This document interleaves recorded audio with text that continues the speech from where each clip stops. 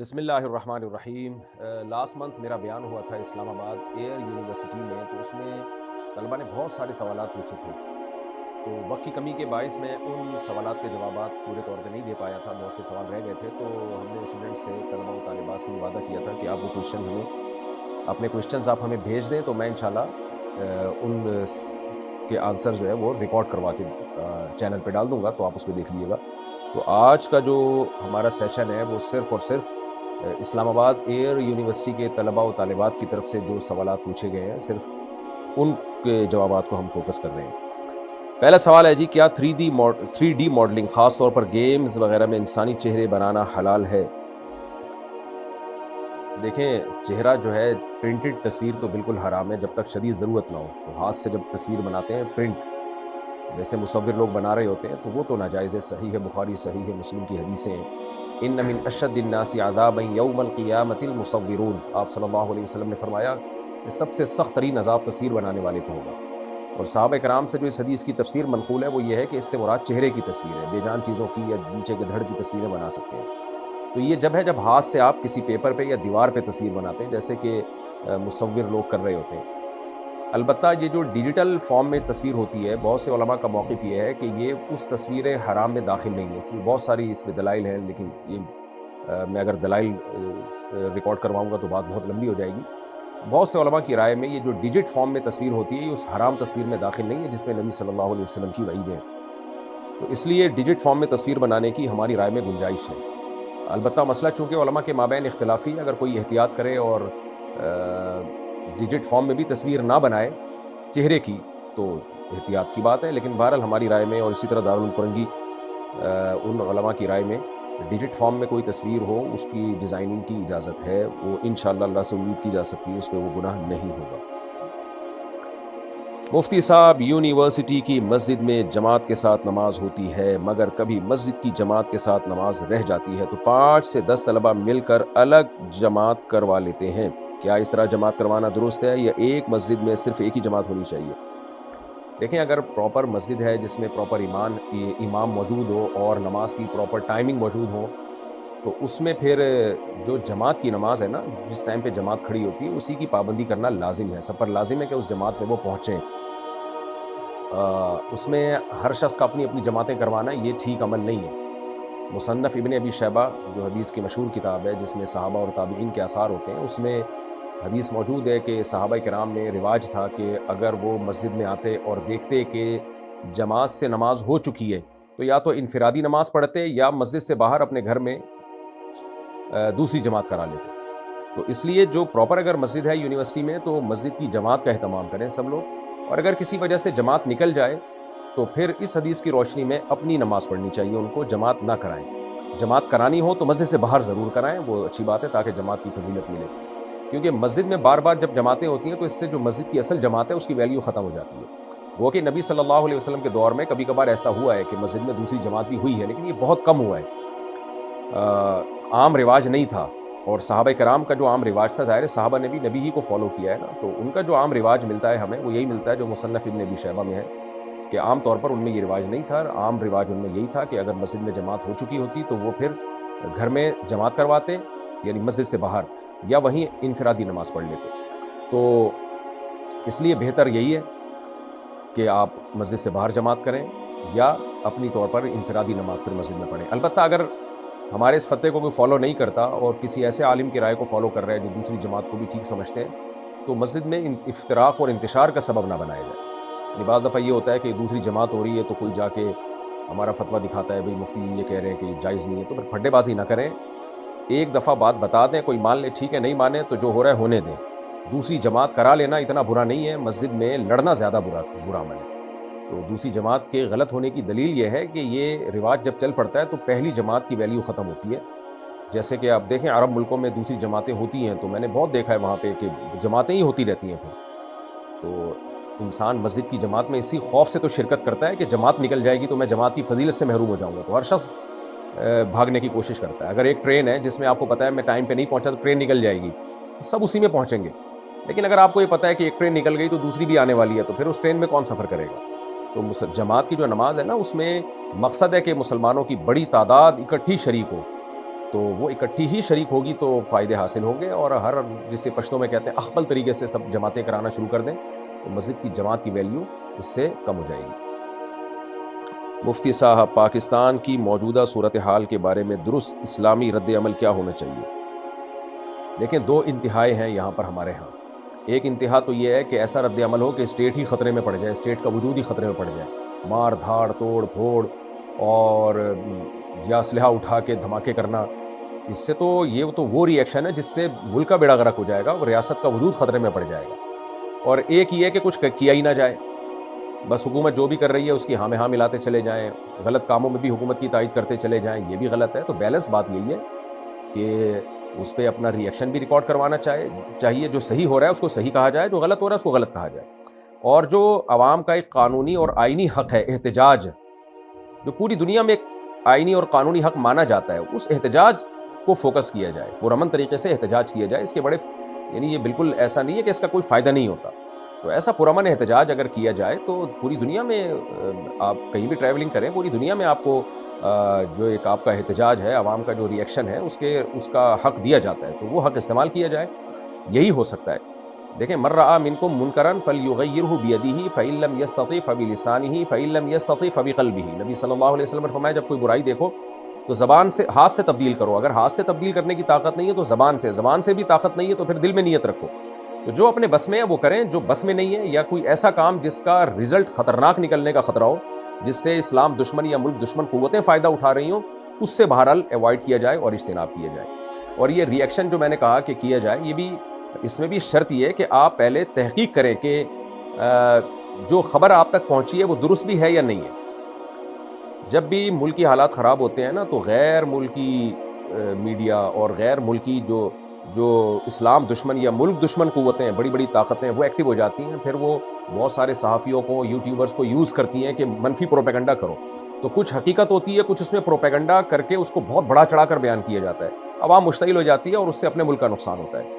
تو احتجاج ضرور کریں، لیکن پہلے تحقیق کر لیں کہ جو خبر آپ تک پہنچی ہے وہ درست بھی ہے یا نہیں ہے، وہ مستند بھی ہے یا نہیں ہے۔ صرف ایسا نہیں ہے کہ سوشل میڈیا نے آپ کو ایک کھلواڑ بنا لیا ہے اور آپ کو یرغمال بنا کے آپ کو استعمال کر رہا ہے وہ، تو سوشل میڈیا کے ہاتھوں غلام نہ بنیں، ریسرچ کرنا، تحقیق کرنا سیکھیں، تحقیق کرنے کے بعد پھر کوئی اسٹیٹمنٹ دیں، اور پھر جو ری ایکشن ہے وہ بھی کریں، جو وہ والا ری ایکشن جو آپ کا آئینی اور قانونی حق ہے، اس سے آگے نکلنے کی کوشش نہ کریں۔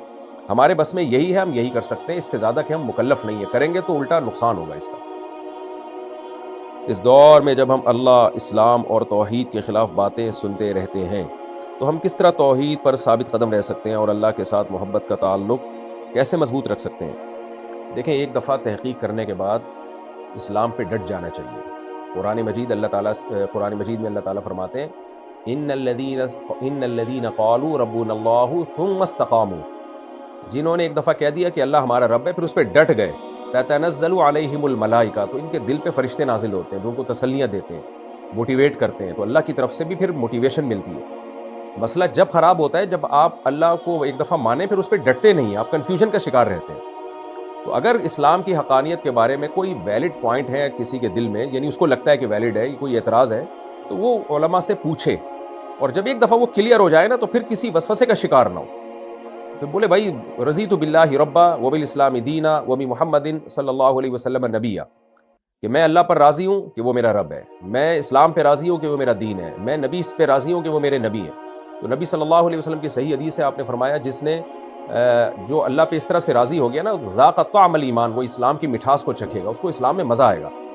تو ہماری جو یونیورسٹیاں ہیں آج کل، ان میں کچھ پروفیسر ایسے ہوتے ہیں جو سائنس سے کچھ ضرورت سے زیادہ متاثر ہو جاتے ہیں۔ سائنس کی بنیاد تو مسلمان سائنسدانوں نے ڈالی ہے، اسلام نے ڈالی ہے، تو جو سائنسی ترقیاں ہوئی ہیں، لیکن ہمارے ہاں کچھ مادہ پرست لوگ اتنا زیادہ آگے نکل جاتے ہیں کہ وہ سمجھتے ہیں کہ یہ مذہب کی جب تک مخالفت نہیں ہوگی تو ہمیں کوئی پڑھا لکھا نہیں سمجھے گا۔ تو یونیورسٹیوں میں ایسے پروفیسرز بہت بڑھتے چلے جا رہے ہیں، پھر وہ طلبہ کے ذہن خراب کرتے ہیں، کبھی ایتھیزم کو پروموٹ کرتے ہیں، کبھی مذہب کے خلاف باتیں شروع کر دیتے ہیں۔ تو آپ ایک دفعہ تحقیق کر کے ڈٹ جائیں اسلام پہ، اور پھر ایسے لوگوں کی یعنی لفٹ نہ کرائیں، ایسے لوگوں کو ایسے چینل نہ دیکھیں جس میں اس طرح کی باتیں ایتھیسٹ لوگ کر رہے ہوتے ہیں۔ تو کیونکہ انسان جب کسی کی باتیں سنتا ہے نا تو اس سے متاثر ہو یا نہ ہو، وسوسے ضرور پیدا ہونے لگتے ہیں۔ اسی وجہ سے ہمارے نبی صلی اللہ علیہ وسلم نے ہمیں اچھی صحبت کا حکم دیا، اچھے لوگوں میں بیٹھیں آپ، اچھے کا مطلب جو اسلام کو فالو کرتے ہیں، قرآن پر اور اللہ پر ایمان رکھتے ہیں، یعنی خدا کی نظر میں جو اچھے ہیں. انسانوں کی نظر میں اچھائی کا کرائٹیریا الگ ہے. جو گاڈ ہے، خدا ہے جس نے اس کائنات کو بنایا، اس کی نظر میں اچھائی کا معیار الگ ہے. انسانوں کی نظر میں شراب پینے والا برا نہیں ہے جو مادہ پرست لوگ ہیں، خدا کی نظر میں برا ہے وہ آدمی. تو زنا کرنے والا مادہ پرستوں کی نظر میں برا نہیں ہے، خدا کی نظر میں برا ہے. تو جب آپ ایک دفعہ اسلام پر ایک دفعہ آپ کو جو اشکالات تھے ان کے جوابات مل گئے تو پھر ان لوگوں کو سننا چھوڑ دیں.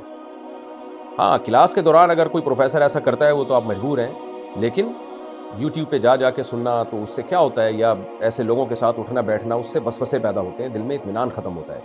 تو کیوں ایسے لوگوں کو سنا جائے اور ایسے لوگوں کی صحبت اختیار کی جائے جس سے آپ کے دل میں وسوسے پیدا ہو رہے ہیں. نقصان کیا ہوگا کہ عبادت کا لطف اور مزہ آپ کا خراب ہو جائے گا. تو اس لیے ایک دفعہ اسلام پہ ڈٹ جائے تو پھر. اور دیکھیں آپ نے 3 باتیں کی نا، اسلام، توحید. تو توحید تو نیچر ہے انسان کی، ہونا تو یہ چاہیے کہ شرک سے انسان کو طبعی طور پہ نفرت ہو. قرآن کہتا ہے نا کہ ضرب اللہ مثلا رجلا فیہ شرکاء متشاکسون ورجلا سلما لرجل هل یستویان مثلا. بتاؤ ایک آقا ہو وہ زیادہ خوشی میں ہوگا یا جس غلام کے بہت سارے آقا ہوں؟ تو مشرک کے تو بہت سارے خدا ہوتے ہیں، وہ تو بیچارہ ویسے ہی ڈپریشن میں رہتا ہے. تو اس لیے توحید پرستی تو ویسے ہی ایک سکون کا ذریعہ ہے. بھائی ایک ہی ہے ہمارا رب، بس اس کے علاوہ کوئی بھی نہیں ہے، سب محتاج ہیں باقی سب. یہ تو ایسا دین فطرت ہے اسلام جس نے ہمیں توحید سکھائی ہے، اس میں تو وسوسے آنا بنتا ہی نہیں ہے. لیکن بہرحال شیطان اپنا کام کرتا ہے، وسوسے ڈالتا ہے. تو ان لوگوں کے ساتھ مت بیٹھیں جن کے ساتھ بیٹھنے سے آپ کے دل میں وسوسے پیدا ہوتے ہیں. زیادہ سوچنے پر کیسے قابو پایا جا سکتا ہے؟ اوور تھنکنگ کا جو مرض ہے آج کل وہ کامن ہے، اور حقیقت یہ ہے کہ بعض دفعہ میں بھی اس کا شکار ہو جاتا ہوں. اور میں جب شکار ہوتا ہوں تو میری نیند اڑتی ہے اور میں پھر ڈیپ میں جا کے غور کرتا ہوں کہ یہ کیوں ہو رہا ہے. تو اس کے پیچھے سوشل میڈیا. آپ جب میڈیا کو زیادہ دیکھتے ہیں ٹک ٹاک پہ یا کوئی بھی، چاہے کام کی ویڈیوز ہی کیوں نہ ہو، لیکن جب زیادہ وہ کرتے ہیں نا تو پھر میڈیا آپ سے کھیلنا شروع کر دیتا ہے. وہ آپ کو ایک فیک دنیا ہوتی ہے جس نے ویڈیو بنا کے ڈالی ہے اس کے خیالات سے آپ متاثر ہونا شروع ہو جاتے ہیں اور پھر آپ کا دماغ چلنا شروع ہو جاتا ہے. تو اس کا حل یہ ہے کہ میڈیا میں جو آپ دیکھتے ہیں نا، جو کچھ دیکھ رہے ہیں آپ یوٹیوب پہ، فیس بک پہ، ٹک ٹاک، انسٹاگرام پہ، اس کو محدود کر دیں. تو میرے ساتھ جب ایسا ہوتا ہے میں موبائل بند کر کے رکھ دیتا ہوں کہ جاؤ دیکھنا ہی نہیں ہے. بس وہ واٹس ایپ دیکھتا ہوں 5-6 گھنٹے کے بعد کوئی کسی جاننے والے کی کوئی ضروری کال تو نہیں آئی ہوئی، کال بیک کر لیتا ہوں، نہیں تو بس بند کر کے رکھا اپنے کام سے کام. تو 1 آدھ دن میں آدمی فٹ فاٹ ہو جاتا ہے، ٹھیک ٹھاک ہو جاتا ہے. تو یہ سب کے ساتھ ہے. تو سب سے بڑی وجہ اس کی ہے کہ میڈیا کا غیر ضروری استعمال. آپ اگر موبائل پہ بہت زیادہ بیٹھتے ہیں، دیکھتے ہیں ٹک ٹاک، انسٹاگرام، سوشل میڈیا کا بہت زیادہ استعمال کرتے ہیں، فیس بک کا، تو آپ اوور تھنکنگ کا شکار ہوتے ہیں. میرا اپنا ایکسپیرینس ہے یہ. ضروری نہیں کہ سب کے ساتھ ایسا ہی ایکسپیرینس ہو، لیکن میرے یعنی بہت سے لوگوں کو میں نے تجربہ بھی کیا، ان کے ساتھ بھی ایسا ہوتا ہے. اس کا حل یہ ہے کہ بھائی اس کو بند کر کے رکھ دو، جان چھڑاؤ اس سے، اپنی زندگی جو ہے وہ جو مفید کاموں میں کھپاؤ آپ. تو پہلا کام تو آپ یہ کریں، اس سے آپ کی جو اوور تھنکنگ کی بیماری ہے نا، دماغ چلتا ہی رہتا ہے، انشاءاللہ اس میں کمی آئے گی. دوسری بات یہ ہے کہ فارغ آدمی بھی اوور تھنکنگ کا شکار ہوتا ہے. دیکھیں دماغ ایک ایسی چیز ہے جو سوئے بغیر کام کرنا چھوڑتی نہیں. آپ اگر چلتے ہیں نا تو آپ کی ٹانگیں تھکتی ہیں، اس کا حل یہ ہے کہ آپ چلنا چھوڑ دیں تو ٹانگوں کو ریسٹ مل جاتا ہے. ہاتھ کا کام ہے ویٹ اٹھانا. آپ وزن اٹھاتے ہیں یا ہاتھ سے کوئی بھی چیز اٹھاتے ہیں تو ہاتھ تھک جاتے ہیں. جیسے جم میں جاتے ہیں لڑکے، ویٹ اٹھا رہے ہوتے ہیں، تو ہاتھوں کا ریسٹ کیا ہے؟ وزن اٹھانے سے ہاتھوں کو روک دیا جائے تو ہاتھوں کو سکون مل جاتا ہے تھوڑی دیر میں. کان کا کام ہے سننا. سنتے رہیں گے آپ، تھک جائیں گے کان. اس کا حل یہ ہے کہ سننا چھوڑ دیں آپ. آنکھ کا کام ہے دیکھنا. دیکھتے رہیں گے تھک جائیں گے تو ہم آنکھوں کو بند کرتے ہیں تھوڑی دیر کے لیے، آنکھوں کو تھوڑا سکون ملتا ہے. دماغ کا کام ہے سوچنا. اب سوچنے کو آپ بند کرنا چاہیں تو یہ میرے اور آپ کے اختیار میں نہیں ہے. ٹانگیں چلنے سے روک سکتے ہیں، ہاتھ وزن اٹھانے سے روک سکتے ہیں، آنکھوں کو دیکھنے سے روک سکتے ہیں. دماغ کا کام ہے سوچنا، لیکن دماغ کو ہم سوچنے سے روک نہیں سکتے. میں اگر چاہوں میں اپنے دماغ کو سکون دوں اور میں یوں کر کے بیٹھ جاؤں کہ میں نہیں سوچوں تو بھائی میرے اختیار میں نہیں ہے. دماغ سوچے گا، بلکہ جتنا آنکھیں بند کریں گے نا اور زیادہ سوچے گا دماغ. تبھی بہت سے لوگوں کو لائٹ بند کر کے نیند اور اڑ جاتی ہے. وہ کہتے ہیں ہم جب اندھیرا ہوتا ہے تو اور زیادہ سوچنا شروع کر دیتے ہیں. وہ کہتے ہیں شور شرابے میں ہم سو جائیں گے، اور جو ہے وہ اندھیرا کر کے خاموشی میں ان کو نیند نہیں آتی. وہ کہتے ہیں اور دماغ سوچتا ہے. تو دماغ کے لیے سوچنے کا بند کر دینا جو یہ میرے اور آپ کے اختیار میں نہیں ہے. تبھی قرآن نے کہا ہے وَجَعَلْنَا نَوْمَكُمْ سُبَاتًا. یہ اللہ کی رحمت ہے کہ ہم لائٹ بند کر کے لیٹتے ہیں تو اللہ ہمارے دماغ کا اس دنیا سے کنیکشن کاٹ دیتا ہے. اور دماغ سوچنا بند کر دیتا ہے، گہری نیند میں چلا جاتا ہے. تو اس لیے قرآن نے نیند کو اللہ کی نعمتوں میں سے ایک بہت بڑی نعمت قرار دیا ہے کہ یہ میں کرتا ہوں، یہ تمہارے اختیار میں نہیں ہے. تو میں نے ڈاکٹروں سے یہ بات بھی سنی ہے کہ نیند کی گولیاں آپ کو سلاتی نہیں ہیں، نیند کی گولیاں صرف آپ کو ریلیکس کرتی ہیں. سوتا انسان اپنی طاقت سے ہی ہے. تو اس لیے اس کو کہا جاتا ہے کہ نیند کی گولی سلا رہی ہے، اس سونے کا ذریعہ بنتی ہے. براہ راست کوئی چیز ہمیں سلا نہیں سکتی ہے، یہ بہت مشکل ہے. یہ اللہ کی ایک قدرت ہے، اللہ کی ایک نعمت ہے کہ ہمارے دماغ کا کنیکشن اس دنیا سے کٹ جاتا ہے اور کٹنے کی وجہ سے دماغ سوچنا بند کر دیتا ہے. تو اب ہوتا یہ ہے کہ جب آپ اپنے دماغ کو مفید کاموں میں کھپائیں گے اور مفید کاموں میں جب آپ تھکیں گے تو پھر آپ کو خود بخود نیند آئے گی اور یہ اوور تھنکنگ کی بیماری ختم ہوگی. فزیکل ایکٹیویٹیز کو بڑھا دیں. پہلا کام تو میں نے آپ کو بتایا کہ سوشل میڈیا سے دوری بند کر دیں. موبائل مغرب کے بعد تو بالکل اس کو رکھ دینا چاہیے اور بلا وجہ ویسے بھی نہیں دیکھنا چاہیے. یعنی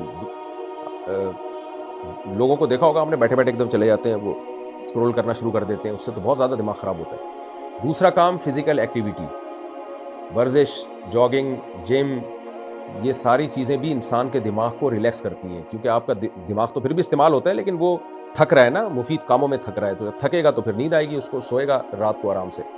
اور تیسری چیز ہے اپنے آپ کو فراغت سے بچانا. کوئی مفید کتاب پڑھیں، ہسٹری کی کتاب ہو یا کوئی دینی کتاب ہو یا کوئی بھی اچھی کتاب ہو جس کے پڑھنے سے آپ کو امپرومنٹ ہو. کوئی نئی زبان سیکھنا شروع کر دیں، انگلش لینگویج اگر زبان آتی ہے تو کوئی اور نئی عربی سیکھنا شروع کر دیں. تو اس طرح سے جب سارا دن مفید کاموں میں خرچ ہوتا ہے تو دماغ کو فالتو سوچنے کا موقع ملتا نہیں ہے. تو آپ بستر پہ لیٹیں گے، وہ دماغ تھکا ہوا ہوگا، سو جائے گا. اور دن میں بھی آپ کے پاس فالتو ٹائم ہی نہیں ہے تو اوور تھنکنگ ہوگی کیسے؟ کیونکہ آپ نے جو سوچنے کی چیزیں تھیں اس میں لگا دیا نا دماغ. خالی بالٹی ہو، خالی برتن ہو، اس میں کچھ بھی گند بھی ڈالا جا سکتا ہے، وہ پہلے سے بھرا ہوا ہے شہد سے، تو آپ کیا ڈالیں گے اس کے اندر؟ تو یہ اوور تھنکنگ کی بیماری اکثر ان لوگوں کی ہوتی ہے جو فارغ ہوتے ہیں. فارغ ہوتے ہیں تو وہ چاہتے ہیں ہمارا دماغ نہ چلے لیکن چلنا شروع ہو جاتا ہے. دماغ ایسی چیز ہے، وہ چلتا ہے، وہ جب تک جاگے میں ہے وہ سوچے گا. تو اس لیے صحیح چیزیں سوچتے رہیں، یعنی اپنے آپ کو صحیح کاموں میں کھپائیں تو دماغ خود بخود صحیح چیزیں سوچے گا اور پھر وہ اوور تھنکنگ کا شکار نہیں ہوگا. تو فراغت سے اجتناب اور سوشل میڈیا اور موبائل کی جو ایپس ہیں ان سے اجتناب اگر کریں گے، انسٹاگرام وغیرہ، فیس بک وغیرہ، تو انشاءاللہ یہ بیماری ٹھیک ہو جائے گی. پھر بھی ٹھیک نہ ہو تو قریبی ڈاکٹر سے رجوع کریں. لیکن آج کل ڈاکٹر بھی اوور تھنکنگ کا شکار ہوتے ہیں. آپ ڈاکٹر کے پاس جائیں گے کہ مجھے یہ مسئلہ ہے، میں بہت زیادہ سوچتا ہوں، تو ڈاکٹر کہے گا میں بھی یہی سوچ رہا تھا، اب تک کوئی پیشنٹ کیوں نہیں آیا. تو بہرحال علاج ہوتا ہے ڈاکٹروں کے پاس بھی اس کا. لیکن میں نے تو آپ کو ایک کامن جنرل ایک بات بتائی ہے. جیسے بخار کا ایک کامن علاج ہے 2 گولی پیراڈول کی کھا لیں، تو میں نے آپ کو ایک کامن علاج بتایا ہے. پھر بھی آرام نہ ہو تو پھر سائیکیٹرسٹ کو دکھائیں، انشاءاللہ فائدہ ہوگا. لیکن اس جو میں نے آپ کو ٹپس بتائی ہیں 99.9% انشاءاللہ اس سے آپ کو فائدہ ہو جائے گا اگر آپ اس پر عمل کریں. ایک شخص نے مجھ سے یہ سوال کیا جس کا میں جواب نہ دے سکا. اس کا کہنا تھا کہ کوئی شخص یہ کیسے جان سکتا ہے کہ اس کا دین سچا ہے جبکہ اس نے تمام مذاہب کو تجربے میں نہیں لایا. جبکہ یہ تمام مذاہب کو تجربے میں نہیں لایا، کیونکہ دنیا میں ہر شخص یہی کہتا ہے کہ اس کا مذہب سچا ہے. پھر وہ بغیر پڑھے یہ کیسے کہہ سکتا ہے کہ دوسرے مذاہب سچے نہیں؟ دیکھیں یہ کوئی دلیل نہیں ہوتی کہ ہر شخص یہ کہتا ہے میرا مذہب سچا ہے. جج کے پاس جب کوئی کیس آتا ہے، جو مدعی ہے وہ کہتا ہے اس نے چوری کی ہے اور یہ جھوٹا ہے، تو جس پہ الزام ہوتا ہے وہ کہتا ہے نہیں میں نے چوری نہیں کی، یہ جھوٹا ہے. اب جج کہتا ہے تم دونوں ایک دوسرے کو کہہ رہے ہو جھوٹے ہو، تو لہٰذا جاؤ نکلو یہاں سے. جج کا کام ہوتا ہے وہ تحقیق کرے کہ دعویٰ تو دونوں ہی اپنے سچا ہونے کا کر رہے ہیں، لیکن کس کے سچا ہونے کی دلیل ہے، کس کے سچا ہونے کی دلیل نہیں ہے، جج اس پہ تحقیق کرتا ہے. تو جب بہت سارے دنیا میں مذاہب ہیں تو ہمارے ذمہ ہم تحقیق کریں، لیکن یہ تحقیق اللہ نے بہت آسان رکھی ہے، کوئی مشکل چیز نہیں ہے.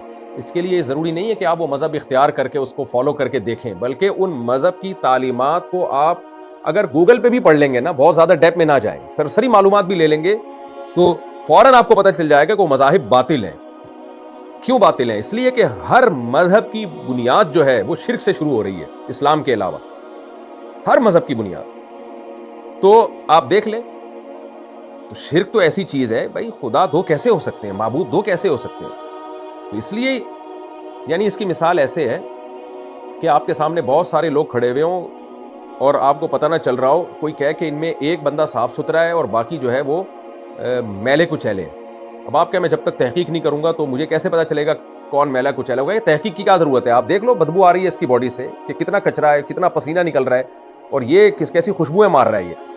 تو یہ اس کے لیے ضروری نہیں کہ گلے مل مل کے ہر کی بغلیں چیک کریں آپ جا کے کیا ہو رہا ہے، وہ پتہ چل جاتا ہے صاف ستھرا آدمی بیٹھا ہوا اور میلا کچیلا آدمی بیٹھا ہوا. تو آپ اگر اسلام کو کمپیئر کریں گے نا دوسرے مذاہب سے تو اول نظر میں پہلی دفعہ میں ہی آپ کو پتہ چل جائے گا بھائی اسلام کی ٹکر کا کوئی مذہب ہے نہیں. کیونکہ جتنے مذاہب میں شرک سے ان کی بنیاد شروع ہو رہی ہے. اپنے ہاتھوں سے پتھروں کو بنا کے، پتھروں سے بتوں کو بنا کے ان کے سامنے جھکنا، یہ شرک کی بدبو تو سیکنڈوں میں پتہ چل جاتی ہے کہ یہ انسان ہے، کیوں جھکوں بھائی ہم ان کے آگے، ہم کیوں جانوروں کو خدا بنائیں، ہم کیوں کسی مخلوق کو مقدس مانیں، یہ سب ہماری خدمت کے لیے ہم کیوں مقدس مانیں ان کو. اور جن مذاہب میں توحید ہے، عیسائیت میں آپ دیکھ لیں، مسیحیت میں آپ دیکھ لیں، حضرت عیسیٰ ابن مریم کو اللہ کا بیٹا کہہ دیا، تو یہ کیا لاجک کی بات ہے؟ یہ خدا تو ایسا ہے لیس کمثلہ شیء، وہ اس مخلوق سے ہٹ کر ایک الگ ذات ہے، وہ کائنات سے ہٹ کر ایک الگ ذات ہے. تو وہ لم یلد ولم یولد، یہ کتنی اسلام کی ایک فطرت کو اپیل کرنے والی دعوت ہے کہ وہ وحدہ لا شریک لہ ہے، اس کا جیسا کوئی بھی نہیں ہے. اور ایک یہودیت ہے جو توحید پرستی کا دعویٰ کرتا ہے، لیکن آپ یہودیت کی تعلیمات دیکھ لیں، آپ ریسرچ کر کے دیکھ لیں تو آپ کو بہت زیادہ ڈیپ میں نہیں جانا پڑے گا. ان کے پاس وہ تعلیمات ہیں ہی نہیں جو اسلام کے پاس ہیں. جو مذہب آپ کو گائیڈ ہی نہ کر سکتا ہو، نہ عبادت میں، نہ وراثت میں، اور نہ حلال و حرام کے احکام میں وہ ڈیٹیل سے تعلیمات ہی نہ دے سکتا ہو، تو بھائی وہ مذہب کیسے برحق اور کیسے درست ہو سکتا ہے؟ تو اس کے لیے بہت زیادہ ڈیپ میں جانے کی ضرورت نہیں ہے. اس کے لیے آپ سرسری بھی اگر اسٹڈی کریں گے، مطالعہ کریں گے تو ہاں بشرطے کہ بصیرت کی آنکھیں کھول کے، تو آپ کو فوراً پتہ چل جائے گا کہ اسلام کی ٹکر کا کوئی مذہب ہے نہیں. تو اس لیے یہ دعویٰ ہی غلط ہے کہ جب تک ہم تمام مذاہب کو پریکٹیکلی اختیار نہیں کر لیتے تو اس وقت تک ہمیں پتہ ہی نہیں چلے گا کہ کون سا مذہب درست ہے، کون سا مذہب صحیح ہے. یہ بات غلط ہے. یہ اسلام کے بارے میں تو کہی جا سکتی ہے کہ غیر مسلم جن کو اسلام پہ اعتراضات ہیں، ذرا چند دن مسلمان بن کے دیکھو تو پتہ چل جائے گا. یہ ہم ان کو تو یہ بات کہہ سکتے ہیں. اول تو ان کے لیے بھی یہ ضروری نہیں ہے، کیونکہ اسلام کی خوشبو جو اسلام کا عبادات کا نظام ہے، رمضان دیکھ لیں، اسلام کے زکوٰۃ کا نظام دیکھ لیں، حج دیکھ لیں، پھر اسلام میں جو صلہ رحمی ہے، والدین کے حقوق ہیں، بیوی بچوں کے حقوق ہیں، پوری اس کی ایک تفصیل ہے. فقہ کی اتنی موٹی موٹی کتابیں اتنی بڑی بڑی جلدوں میں ہوتی ہیں اسلامی قانون کی. کیا دنیا میں کسی اور مذہب کے پاس اتنی بڑی بڑی جلدوں میں قانون ہے؟ قانون ہی نہیں ہے تو اس کے صحیح اور غلط ہونے کی بات تو بات کی چیز ہے. تو قانون جو خدائی قانون ہے وہ ہے ہی مسلمانوں کے پاس، ان کے علاوہ کسی اور کے پاس ہے نہیں. اس میں میرے تفصیلی بیانات بھی ہیں بہت ڈیٹیل سے، ایک ڈیڑھ گھنٹے کے مختلف یونیورسٹیوں میں، باہر ملکوں میں، کہ اسلام کے کو آپ کمپیئر دوسرے مذہب سے کریں گے تو اسلام کا پلڑا بہرحال بھاری رہے گا. تو اس لیے یہ اعتراض درست نہیں ہے کہ جب تک تمام مذاہب کو پریکٹیکلی تجربہ کر کے نہ دیکھا جائے تو ہمیں کیسے پتہ چلے گا. یہ کہنے کی حد تک ہے. عملی طور پر جب آپ مشاہدہ کریں گے مذاہب کا اور اسلام کا تو آپ کو یہ دعویٰ غلط معلوم ہوگا. اگر آپ کی کوئی اچھی دوست ہو، یہ کسی لڑکی نے پوچھا ہے یونیورسٹی کی، اگر آپ کی کوئی اچھی دوست ہو اور کسی غلط فہمی کی وجہ سے بغیر آپ کی غلطی کے دوستی ختم ہو جائے، آپ کو بہت دکھ ہوا اور کافی وقت بعد وہ آ کر وضاحت کرے اور سب کچھ صاف ہو جائے، لیکن دوبارہ دوستی اور مکمل معاف کرنے کے باوجود آپ کو پہلے جیسی خاص وابستگی محسوس نہ ہو، جبکہ وہ آپ کے ساتھ دوستی کر کے بہت خوش ہو، تو کیا یہ اس کے ساتھ ناانصافی ہے؟ آپ اب بھی اس کے ساتھ وقت گزارتے ہیں، گھومنے پھرنے جاتے ہیں، مگر وہ اب آپ کے دل میں خاص نہیں رہی، تو اس بارے میں کیا رائے ہے؟ کچھ بھی نہیں ہے، کوئی بات نہیں. اگر خاص نہیں رہی تو کوئی اتنا بڑا مسئلہ نہیں ہے. دیکھیں اسلام نے رشتے جوڑنے کا حکم دیا ہے. دوستیاں تو ہوتی ہیں، ختم بھی ہو جاتی ہیں، دشمنی نہ رکھیں بس. اور بہت زیادہ گہری دوستیاں بھی ٹھیک نہیں ہیں اس زمانے میں. اس کے فائدے کے بجائے نقصانات کا خطرہ آج کل زیادہ ہوتا ہے. تو اگر آپ کی اس سے دوستی تھی اور ختم ہو گئی تو پھر دوستی ہو گئی تو آپ کو زیادہ اس سے دوستی نہیں ہے تو کوئی مسئلہ نہیں ہے، کوئی اتنی ٹینشن لینے کا نہیں ہے. یہ جو کنوارے لڑکے لڑکیاں ہوتی ہیں نا، ان کے ساتھ یہ پرابلم ہوتی ہے. ان کو دوستیوں میں بڑی دلچسپی ہوتی ہے. جب شادی ہو جاتی ہے، اپنے شوہر بچے اپنی زندگی میں مصروف، تو وہ ساری دوستیاں پھر ایک اس میں آ جاتی ہیں، ایک لمٹ میں آ جاتی ہیں، اعتدال میں آ جاتی ہیں. تو یہ کنوارے لڑکے لڑکیوں کی دوستیاں، کیونکہ جس سے ہونی چاہیے دوستی، جو ایک ہسبینڈ ہونا چاہیے، وہ مارکیٹ میں ہے نہیں، یا انہوں نے نکاح کیا نہیں ہوتا، تو پھر ظاہر ہے لڑکوں کے ساتھ بھی یہی مسئلہ ہے. جب شادی ہوتی ہے تو پھر وہ بیوی بچوں سے محبت کرتے ہیں اپنے، اور گھر کو ٹائم دیتے ہیں. جو شریف شرفا ان کی بات کر رہا ہوں، ورنہ اس سے پہلے جگری دوستیاں چل رہی ہوتی ہیں ان کی بھی. تو بھائی دوستی بس لمٹ میں ہی ہونی چاہیے. اور میں نہیں کہہ رہا کہ آپ کسی سے بد اخلاقی کریں، بدتمیزی کریں، لیکن ایک لمٹ میں دوستی اچھی ہوتی ہے. بہت زیادہ جذباتی ہو جانا، جذباتی ہونے کا مطلب یہ کہ وہ دوست مل نہیں رہا تو اب آپ کو ڈپریشن شروع ہو گئی، یہ ٹھیک نہیں ہے. ہاں وفادار دوستی ہو کہ اس کو جب ضرورت پڑے تو آپ اس کے لیے قربانی دیں، اور آپ کو جب ضرورت پڑے تو وہ آپ کے لیے قربانی دے، یہاں تک تو ٹھیک ہے. لیکن جو اتنا جذباتی تعلق ہے نا، یہ ٹھیک نہیں ہے. اس کے سائیڈ ایفیکٹ زیادہ ہیں، اس سے ڈپریشن بڑھتی ہے. تو اتنی گہری دوستیاں کہ وہ روٹھ گیا تو اب آپ دل پہ لے گئے اور آپ کی راتوں کی نیندیں اڑ گئیں، اس سے اوائڈ کرنا چاہیے. اور ماں باپ کو بھی چاہیے اپنی اولادوں کو اس ٹائپ کی دوستیوں سے روکیں. ان کو بتائیں کہ یونیورسٹی آپ جا رہے ہو یا جا رہی ہو، بیٹا بس سرسری دوستی لگانی ہے، سلام دعا کی حد تک، hello hi how are you fine, ٹھیک ہے. باقی روٹھ گئی تو اب دل خراب ہو گیا اور یہ سب نقصان دہ ہوتا ہے. تو اس لیے آپ کو اب وہ جذبات نہیں ہیں، تو یہ پازیٹیو چیز ہے، اچھی بات ہے کہ بہت زیادہ آپ کو گہری دوستی نہیں رہی، کیونکہ آپ اپنا ٹائم جو پڑھائی میں ہے اس میں لگائیں اور اپنے گھر کو ٹائم دیں. دوستیوں میں زیادہ ٹائم نہیں دینا چاہیے، اس کے نقصانات اس زمانے میں فائدوں سے زیادہ ہیں. اچھا بھائی، ہم یہ نیت کر کے پڑھتے ہیں کہ والدین بھی خوش ہوں گے اور اللہ بھی خوش ہوگا. ماشاءاللہ ماشاءاللہ. مگر نماز فرض ہے. یونیورسٹی کی کلاسز کے دوران اکثر نماز کا خیال نہیں رہتا اور گھر آ کر یاد آتا ہے کہ نماز نہیں پڑھی، پھر قضا پڑھنی پڑتی ہے. نماز قضا نہ ہو اور وقت پر ادا ہو، اس کی عادت کیسے ڈالی جائے؟ پہلی بات تو یہ کہ اسلام میں نا شرک کے بعد نماز قضا کرنے سے بڑا کوئی جرم ہے نہیں. میدان جہاد میں اللہ نے نماز چھوڑنے کی اجازت نہیں دی ہے، تو یونیورسٹی میں کلاس کے دوران نماز قضا کرنے کی اجازت کیسے دے دی ہوگی؟ کسی قیمت پہ اس کی اجازت نہیں ہے. تو آپ کو بہر صورت نماز پڑھنی پڑے گی. یہ اسلام کا ایک رکن ہے جس کے بغیر اسلام مکمل ہی نہیں ہوتا، اور بعض فقہا کے نزدیک تو اسلام سے ہی خارج ہو جاتا ہے اگر کوئی جان کر نماز چھوڑ دے.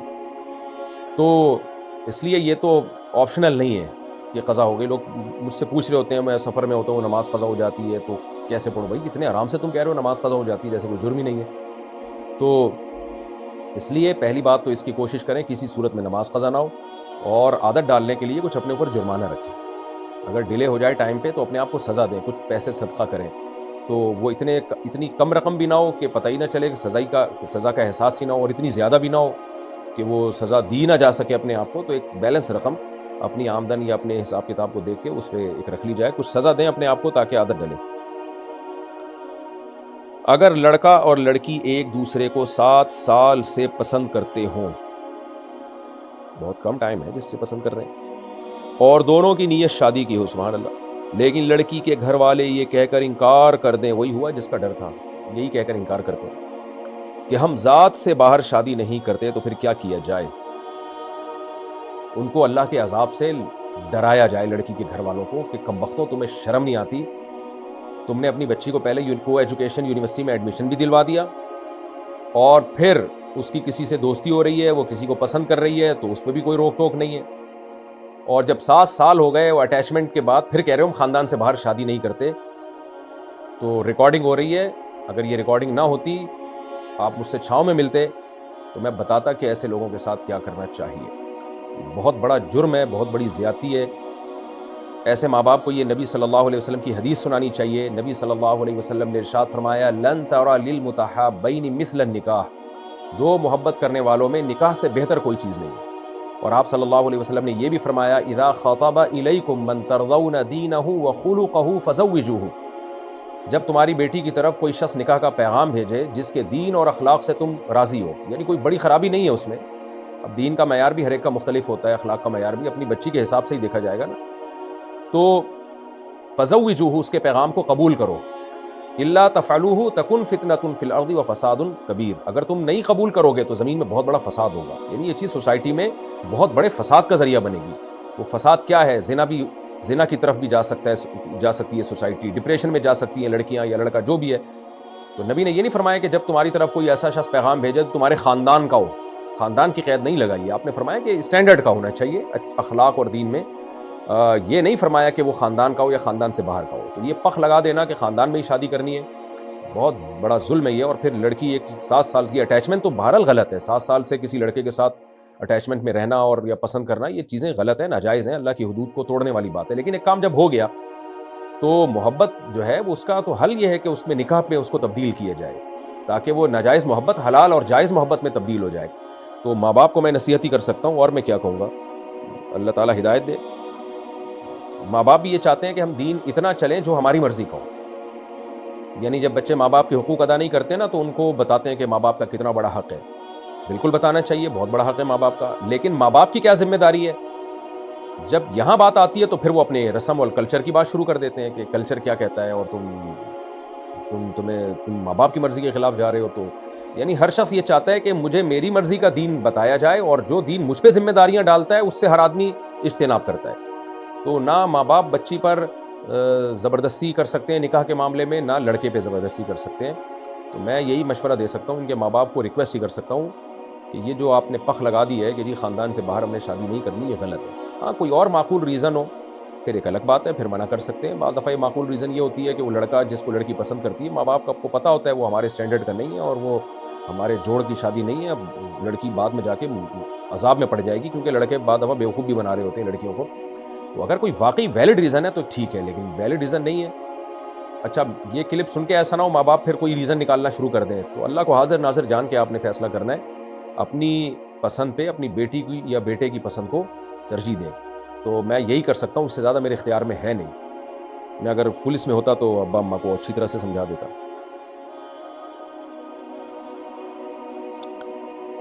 علماء کا بہت بڑا حلقہ اثر ہے اور وہ پاکستان میں ہونے والی غلط کاریوں سے خوش نہیں. انہیں دین کا بہترین علم ہے اور یہ بھی جانتے ہیں کہ نبی صلی اللہ علیہ وسلم نے مدینہ کی ریاست کیسے چلائی. تو پھر اتنی بڑی حمایت کے باوجود علماء سیاست اور نظام حکومت میں حصہ لے کر ملک کو دین کے مطابق کیوں نہیں چلاتے؟ دیکھیں علماء کی دو قسمیں، علماء سو بھی ہیں، علماء حق بھی ہیں. جو علماء سو ہیں وہ تو ہمیشہ سے بس ان کو تو بس کچھ اپنے فیور چاہیے حکومت سے. جب فیور مل جائے تو وہ حکومت کی کو پروموٹ کرنا شروع کر دیتے ہیں، فیور نہ ملے تو مخالفت شروع کر دیتے ہیں. جو علماء حق ہیں ان کی وہ اپنی ذمہ داریاں پوری کرتے ہیں، لیکن یہ ضروری نہیں ہے کہ جو بھی اپنی ذمہ داری پوری کر رہا ہے تو وہ میڈیا پہ اس ذمہ داری کو ڈالے بھی. تو جو اہل حق علماء ہیں وہ اپنی ذمہ داریوں سے غافل نہیں ہیں، غلط کاموں میں حکومتوں کو ٹوکتے بھی ہیں. البتہ ٹوکنے کے مختلف طریقے ہوتے ہیں. کچھ لوگ ممبر پہ ٹوکتے ہیں، وہ اس کو ٹھیک سمجھتے ہیں. کچھ ایسے ہوتے ہیں جو کہتے ہیں ہم نے ممبر و محراب پہ نہیں، میڈیا پہ نہیں، بلکہ سامنے ان کی غلطیوں کو ان کے سامنے ہائی لائٹ کرنا ہے تاکہ اصلاح ہو. تو دونوں طریقے جو جس کو سوٹیبل طریقہ لگے وہ اختیار کر کے علماء یہ کام کرتے ہیں. باقی آپ ضروری نہیں کہ جو کام کریں اس کا رزلٹ بھی دنیا میں نکلے لازم. ایسے تو دنیا سے فساد 100% ختم ہو جائے نا، لیکن نہیں ہوتا ختم. دنیا میں عدل اور ظلم دونوں ساتھ ساتھ چلتے رہیں گے، پھر حقیقی فیصلہ اللہ کرے گا آخرت میں. تو ہمیں جو بھی ہمارے بس میں ہو، ظلم کے خلاف، غلط کے خلاف، ناجائز کے خلاف، وہ ہمیں کرنا چاہیے. لیکن ایسا کام جس کا اچھا رزلٹ نکلے. کام برائے کام مقصد نہیں ہوتا، اس کا رزلٹ اچھا نکلے. ایسا بعض دفعہ کام اس طریقے سے کیا جاتا ہے کہ اس کا رزلٹ اور زیادہ خراب نکل آتا ہے. تو یہ کہنا کہ جو ہے وہ علماء سیاست میں نہیں ہے یا علماء حکومت کو سمجھاتے نہیں ہیں، یہ سب علماء کے بارے میں نہیں کہا جا سکتا. اگر کوئی شخص شادی کا وعدہ کرے قسمیں کھا کے، یہاں تک کہ یہ کہے کہ میرے گھر میں بھی بہنیں ہیں، کل کو میری بھی بیٹی ہوگی، میں کبھی دھوکہ نہیں دے سکتا. اگر میں نے دھوکہ دیا تو روز محشر مجھے معاف نہ کیا جائے. یہ کسی لڑکی نے پوچھا ہے جی. اور پھر 4 سال سے زیادہ نکاح کا لالچ دے کر بغیر کسی وجہ کے یہ کہہ کر چھوڑ دے کہ میں اللہ کے لیے سب کو چھوڑ رہا ہوں، اور چند ہی مہینوں میں کسی دوسری لڑکی کے پاس چلا جائے، تو اس لڑکے کے لیے شرعاً کیا حکم ہے اور لڑکی کو کیا کرنا چاہیے؟ اگر پہلے ہی بچپن کے صدمات کی وجہ سے لوگوں پر اعتماد نہ ہو اور جس پر بھروسہ کیا جائے وہ بھی ایسا کرے تو وہ لڑکی کیا کرے گی؟ شادی اور مردوں پر اعتماد کیسے بحال ہو؟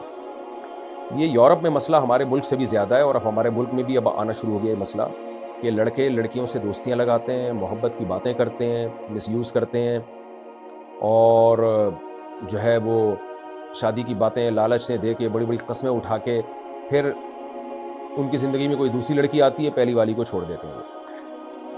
میں نے جب سے مسائل بتانا شروع کیے ہیں میرے پاس بہت دفعہ یہ مسئلہ آیا ہے، اور اتنا مس یوز کرتے ہیں کہ لڑکیاں پھر ان کے دل میں خودکشی کے خیالات آنا شروع ہو جاتے ہیں. ایک ہاسپٹل میں میرا جانا ہوا، رات کے وقت میں گیا، ہمارے کسی جاننے والے کا ہاسپٹل تھا، اور یہ بات بھی 10-12 سال پرانی ہوگی، بلکہ شاید اس سے بھی زیادہ. تو وہ کلینک تھی ان کی، ہاسپٹل نہیں، ایک چھوٹی سی کلینک تھی، اور ایک ایسے علاقے میں ذرا پسماندہ علاقہ تھا. تو وہاں روزانہ یعنی میرا جانا ہوتا رہتا تھا وہاں، تو میں دیکھتا تھا خودکشی کے کیس بہت آ رہے ہیں. ینگ لڑکیاں، بالکل 18-19 سال کی لڑکیاں، 16 سال کی لڑکی بھی. تو وہ کچھ پی لیا تو وہ ہاسپٹل میں لے کر آئے، کوئی بچ گئی کوئی مر گئی، یہ سلسلہ چل رہا ہوتا تھا. میں نے ڈاکٹر صاحب سے پوچھا یہ کہانی کیا ہے؟ تو ڈاکٹر صاحب نے بتایا کہ زیادہ تر وہ کیسز ہیں جن میں مالدار گھروں کے لڑکے، ڈیفینس، کلفٹن، کراچی میں تو یہ پوش علاقے ہیں، ان گھروں کے لڑکے ان غریب خوبصورت لڑکیوں کو نکاح کی لالچ دیتے ہیں، گھماتے ہیں پھراتے ہیں. بھی لڑکیوں کے پاس پیسہ نہیں ہوتا تو وہ پیسہ دیکھ کے پاگل ہو جاتی ہیں, تو ٹھیک ٹھاک پیسہ خرچ کرتے ہیں, مس یوز کرتے ہیں اور بڑے بڑے باتیں کرتے ہیں, بڑی بڑی باتیں ان کے سامنے کر کے جب دل بھر جاتا ہے تو اس کو ٹیشو پیپر کی طرح پھینک کے دوسری لڑکی زندگی میں آتی ہے, اور پھر یہ ترستی ہے اس کی یاد میں, نیندیں اڑ جاتی ہیں, اور نتیجہ یہ نکلتا ہے کہ پھر کوئی بلیچ پی کے آ رہی ہے, کوئی زہر پی کے آ رہی ہے. اور جب یہ بات بتا رہے تو اس وقت بھی ایک 14 یا 15 سال کی لڑکی بیڈ پہ لیٹی ہوئی تھی جس کو ڈرپ چڑھ رہی تھی, جس نے خودکشی کی تھی. یہ ہماری سوسائٹی میں ہے. اب آپ نے مجھ سے پوچھا, میں آپ کو جو جواب دے رہا ہوں اس میں میں کوئی لگی لپٹی بات نہیں کروں گا, یہ آپ کی بھی غلطی ہے کہ آپ نے شرعی حدود کو کراس کیوں کیا. ایک شخص آپ سے 4 سال سے تعلق رکھے ہوئے اور وہ آپ سے باتیں کر رہا ہے کہ میں یہ کر دوں گا, میں یہ کر دوں گا, میں وہ کر دوں گا. بھئی آپ نے شریعت کو کیوں نہیں دیکھا؟ کیا شریعت آپ کو اجازت دیتی ہے کہ ایسے شخص سے آپ ریلیشن رکھیں, ایسے شخص سے آپ دوستی رکھیں؟ اسلام میں گرل فرینڈ بوائے فرینڈ کا کوئی تصور نہیں ہے. یہ تو گدھے گھوڑوں کی ایک زندگی ہوتی ہے جو فیمیل سے ان کا تعلق ہوتا ہے اور جب دل بھر جائے تو چھوڑ کے چلے جاتے ہیں. اسلام میں تو نکاح کا ریلیشن ہے. تو آپ کو چاہیے تھا جب وہ نکاح کے وعدے کر رہا تھا, آپ کہتی بھائی یا تو نکاح کرو یا ختم, سیٹ اپ, پیغام بھیجو میرے گھر میں, اگر نکاح ہو جاتا ہے ٹھیک ہے, نہیں تو نکلو آپ یہاں سے. آپ کی بھی غلطی ہے کہ آپ نے ایک حرام ریلیشن ایک شخص سے رکھا کیوں, چاہے وہ دوستی کی حد تک ہی کیوں نہ ہو, کیوں رکھا آپ نے؟ تو یہ لڑکے تو یہ کام کرتے ہیں, چسکے لیتے ہیں وہ. اب جو آدمی آپ کو مس یوز کر رہا ہے, کیا وہ جھوٹی قسمیں نہیں اٹھائے گا؟ کیا وہ یہ باتیں نہیں کرے گا میرے گھر میں بھی بیٹیاں ہیں, میرے گھر میں بھی یعنی بیٹیاں ہو سکتی ہیں اور میرے گھر میں بھی بہنیں ہیں؟ تو مردوں کے ڈائلاگ ہوتے ہیں. لڑکی کو چاہیے وہ خود بھی ہوش کے ناخن لے, اور ماں باپ کو بھی چاہیے وہ اپنی بچیوں کی ایکٹیویٹیز پہ نظر رکھیں کہ کیوں بوائے فرینڈ بنایا ہوا بھائی تم نے. تو بات ساری یہی ہے کہ جب وقت پر جذبات پورے نہیں ہوتے تو پھر حرام ریلیشن بنتے ہیں. تو میں بار بار یہ چیخ رہا ہوں نا کہ بچی کے بالغ ہونے کے بعد اس کی شادی کی جائے, اور تعلیم کو شادی میں رکاوٹ نہ سمجھا جائے. شادی کے بعد بھی خدا کی قسم تعلیم حاصل کی جا سکتی ہے. اس پروپیگنڈے کو دماغ سے نکالیں کہ نکاح اور تعلیم جو ہے یہ ایک دوسرے کے خلاف ہے, ایسا کچھ بھی نہیں ہے. شادی کے بعد بھی جا سکتے ہیں. اگر آپ کو یہ خطرہ ہے کہ شادی کے بعد بچے ہو گئے تو پھر ہم پڑھیں گے کیسے, تو بھائی بچے روک لیے جائیں کچھ وقت تک کے لیے. لوگ روکتے نہیں ہیں, نکاح کے بعد 4 5 سال لوگ بچے روک رہے ہوتے ہیں. بلا ضرورت بچے روکنا اچھا کام نہیں ہے. لیکن اگر آپ سمجھتے ہیں بھائی بچے ہو گئے, تو کوئی لڑکی سمجھتی ہے کہ میرے اگر شادی کے بعد بچی یعنی اولاد ہو گئی تو میں پڑھ نہیں سکوں گی, تو ٹھیک ہے, اولاد کی پیدائش کو ڈیلے کر لیا جائے کچھ وقت تک کے لیے, تعلیم مکمل تک کرنے یعنی جب تک مکمل نہیں ہو جاتی. اس میں کوئی ناجائز بات نہیں ہے, لیکن نکاح سے ایوائڈ نہ کیا جائے. تو کیونکہ بچیاں جب بالغ ہوتی ہیں ان کے ایک جذبات ہوتے ہیں, ان میں بھی ایک ڈیزائرز ہوتی ہیں جو نیچرل ہیں, جو غلط نہیں ہیں. لڑکے میں بھی جذبات ہوتے ہیں. تو شریعت نے یہی کہا ہے کہ بھائی ان کو میاں بیوی بنا کے ان کو ایک دوسرے کی تسکین کا ذریعہ بننے دو. لِتَسْكُنُوا إِلَيْهَا, قرآن نے کہا ہے نا میاں بیوی تسکین کا ذریعہ بنتے ہیں. تو اگر یہ نکاح ہماری سوسائٹی میں نہیں ہوگا تو یہ آپ کا صرف اکیلی کا واقعہ نہیں ہے. اللہ نے آپ کو خودکشی سے بچایا, ورنہ آج جائیں آپ دیکھیں اسپتالوں میں لائن لگی ہوئی ہے ڈپریشن سے مرنے والی بچیوں کی, اور جو حالات چل رہے ہیں وہ اسی طرح ہی ہیں. لڑکے تو چسکے لیتے ہیں, لڑکیاں یرغمال بنتی ہیں. عورت کا دل اللہ نے نرم رکھا ہے, وہ چکنی چپڑی باتوں میں جلدی آ جاتی ہے. تو اس لیے آپ سے جو غلطی ہوئی آپ اس پہ توبہ اور استغفار کریں, اور جس خبیث آدمی نے آپ کو لڑکے نے دھوکہ دیا اس کا دماغ سے تصور نکال دیں اور مایوسی چھوڑ دیں. یہ جو آپ نے کہا کہ بچپن میں بھی آپ کے ساتھ زیادتی ہوئی, کوئی ناانصافی کسی نے دھوکہ دیا ہوگا, یا یہ شخص شادی کا بہانہ کر کے نکل گیا, تو یہ دھوکوں سے جو مایوسی پھیل رہی ہے, مایوسی تو آپ کو پتہ ہے کفر ہے. تو ایسا نہیں ہے کہ اچھے لڑکے دنیا میں مر گئے ہیں, ختم ہو گئے ہیں. ایک تجربہ آپ کو ہو گیا تو آپ سب سے بڑی بات یہ کہ اپنے والدین کو بیچ میں لے کر آئیں. باپ کا تجربہ بہت زیادہ ہوتا ہے. مرد کے لیے یہ جانچنا کہ یہ لڑکا 2 نمبر ہے یا 1 نمبر, یہ آسان ہے. تو اپنے والد یا بھائیوں کو اعتماد میں لیں, وہ آپ کے لیے کوئی مناسب رشتہ تلاش کریں, اور وہ دیکھیں گے, وہ جج کریں گے, وہ آپ پہ نہ چھوڑ دیں. وہ جج کریں گے کہ یہ بندہ ٹھیک ہے یا نہیں ہے. تو بہت سی لڑکیوں کے گھر بسے ہوئے ہیں, وہ لائف کو انجوائے کر رہی ہیں. سارے مرد اگر 2 نمبر ہوتے, سارے ہی برے ہوتے, تو یہ اتنے سارے گھر بسے ہوئے کیسے ہوتے؟ تو میں نے آپ کا یہ سوال کا جواب تفصیل سے اس لیے دیا ہے تاکہ دوسری لڑکیوں کو عبرت ہو اور وہ مردوں کی اور لڑکوں کی چکنی چپڑی باتوں میں نہ آئیں. اسلام میں بس ایک ہی ریلیشن ہے, میاں بیوی کا. اس کے علاوہ مرد سے آپ کا ریلیشن بوائے فرینڈ والا ریلیشن نہیں ہو سکتا. اور یہ 4 سال کے لیے جو شادی کے وعدے کر رہے ہوتے ہیں, یہ ہوتے ہی 2 نمبر لوگ ہیں. اگر ان میں تپڑ ہوتا تو اسی وقت نکاح کی آفر کرتے آپ کو, اگر یہ 1 نمبر ہوتے.